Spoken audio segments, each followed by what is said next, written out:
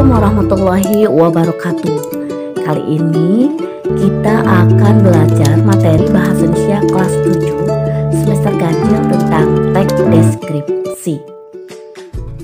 Teks deskripsi adalah teks yang menggambarkan atau melukiskan suatu objek, baik itu manusia, tempat, hewan atau binatang, tumbuhan, dan makhluk hidup lainnya, sehingga si pembaca seolah-olah bisa melihat dan merasakannya sendiri. Teks deskripsi berdasarkan jenisnya terdiri dari dua, yaitu teks deskripsi yang berdiri sendiri dan teks deskripsi yang menjadi bagian dari teks lain, misalnya novel, cerpen, lagu, dan iklan. Sedangkan berdasarkan pola pengembangannya, teks deskripsi terdiri dari tiga, yaitu teks deskripsi subjektif, teks deskripsi spesial, dan teks deskripsi objektif. Apa itu teks deskripsi subjektif? Teks deskripsi subjektif adalah suatu paragraf deskripsi yang penggambaran deskripsinya menurut kesan yang dimiliki oleh penulis. Sedangkan teks deskripsi spesial adalah teks deskripsi yang penggambarannya berupa tempat, benda, ruangan, dan lainnya.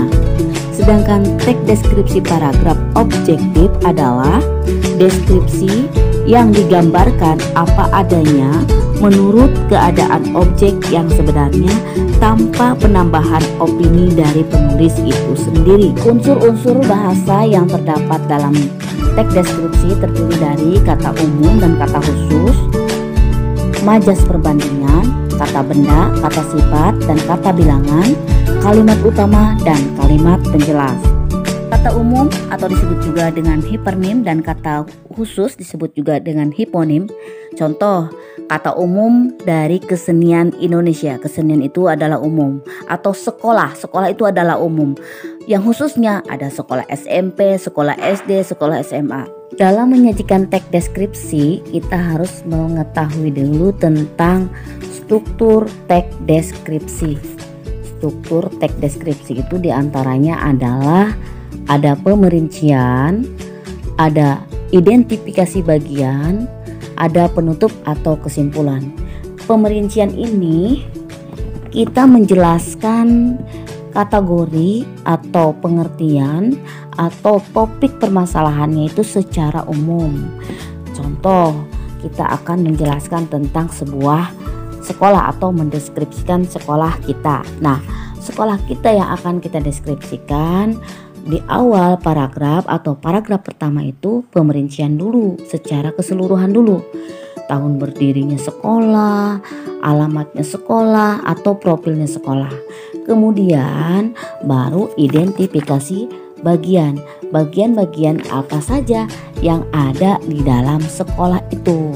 Baru yang terakhir itu adalah penutup.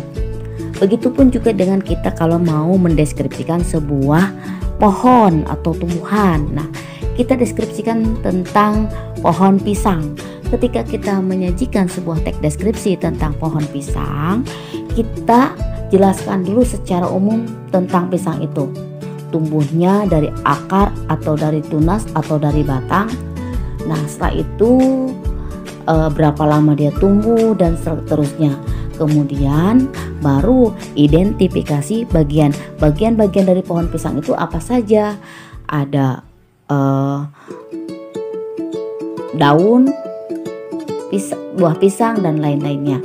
Setelah itu baru kita penutup. Penutup ini bisa manfaat dari pohon pisang yang ada di dalam bagian-bagian pohon pisang itu.